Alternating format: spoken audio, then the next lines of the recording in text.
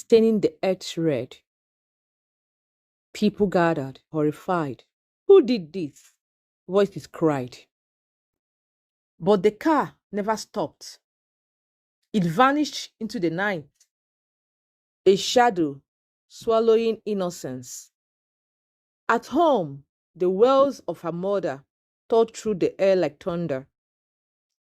Neighbors rushed in, holding her as she screamed Chioma's name.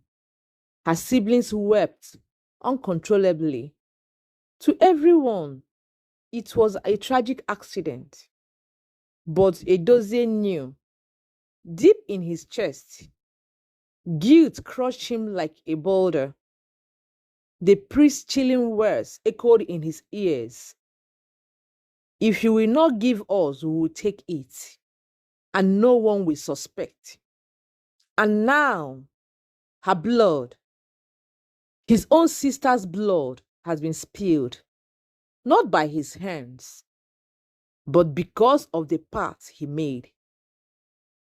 From that day, Edozie's wealth began to rise, because his soul was forever stained. Edozie watched it all unravel through a glass he could not break. In private, he signed papers, accepted property deeds that felt like chains, and watched doors open the moment the cause price was paid. Mansions rose, cars multiplied. He built a house for his mother, and for a while, money felt like salvation. He married a brilliant lawyer, Machi, whose steady hands could argue any case. He sent his siblings abroad. He stamped his name on bills and on charity checks. He was called Chief Edozie Okonkwo.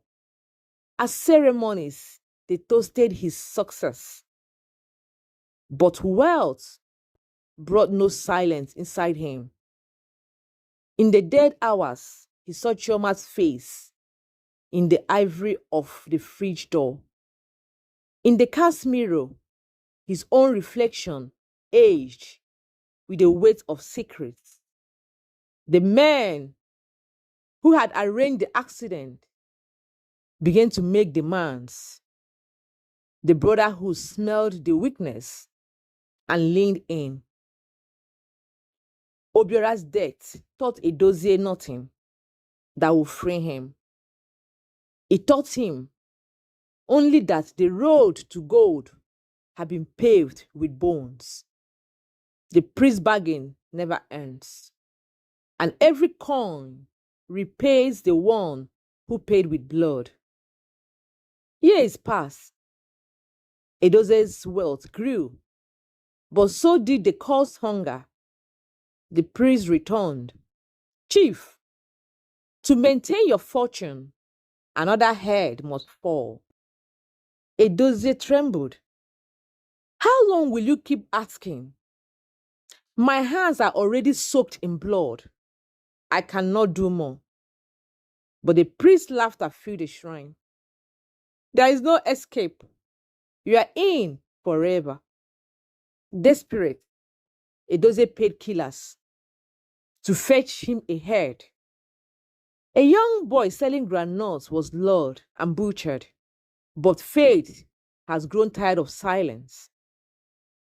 The killers were caught, the human head discovered, and though the police were bribed, whispers of Edozie's darkness began to spread.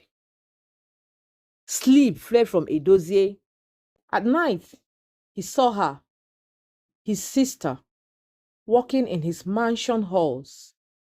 Her voice paced his dreams. Brother, why? What did I do to you? He woke screaming, drenched in sweat. His wife asked, What is wrong, my love? He lied. It's business. Problems with goods on the high sea. But inside, fear ate him alive. He was no longer the hunter. He has become the hunted. The court grew impatient. Give us another head, they thundered, or your wealth will vanish like a sand castle at sea. Edozie shivered. Poverty haunted him more than blood. And so again, he paid kidnappers to fetch a victim. But fate sealed his doom. The kidnappers were caught attempting to snatch a girl hawking pure water. They confessed publicly. It was Chief Edozie who sent us. The city roared. He was arrested. But before the truth could surface, the court silenced the case, twisting it into a lie of mistaken identity. Edozie sat in his mansion again free, but a prisoner of his own blood oath.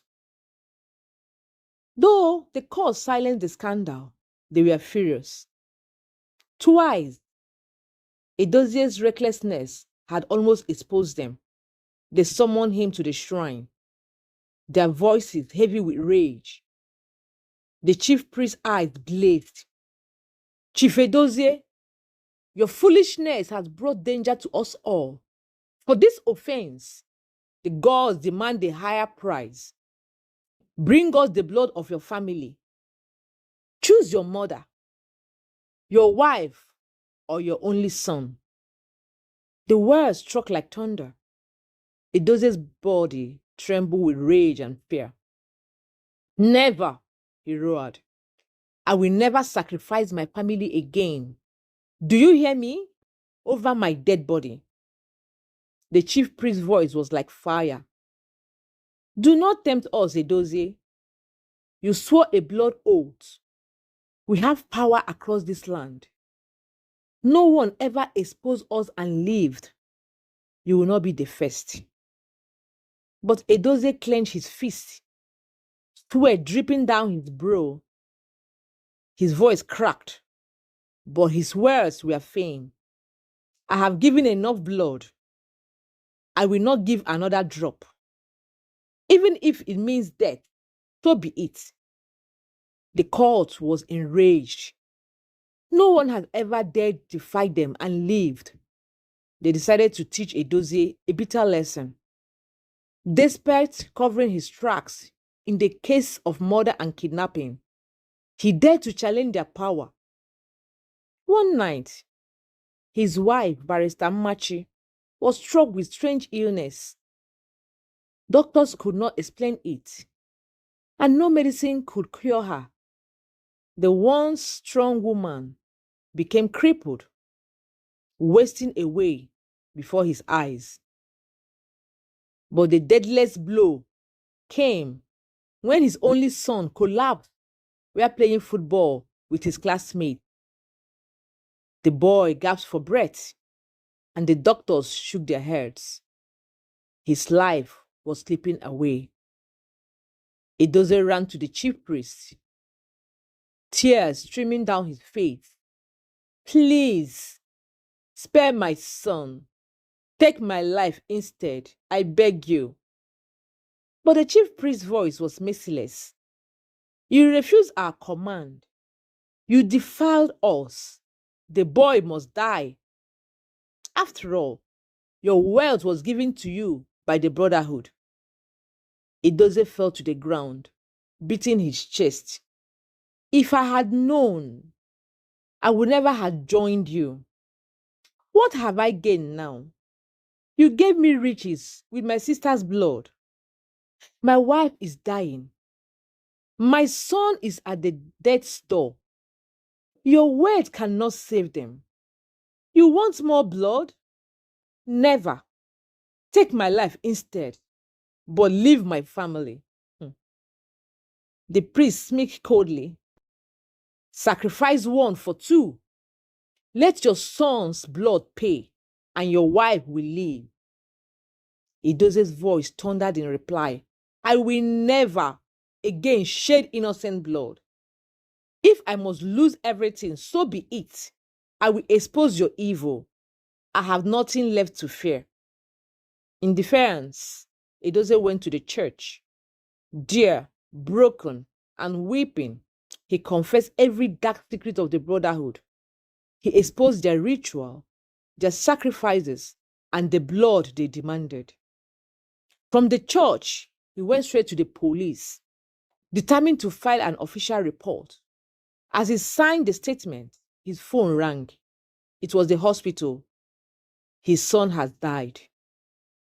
Blinded by grief and rage, Edozie jumped into his vehicle to rush to the hospital, but he never made it. On the way, his car burst into mysterious flame. In moments, everything, Edozie, his secrets, his regrets, turned to ashes. And so ended the life of Chief Edozie Okonkwo, a man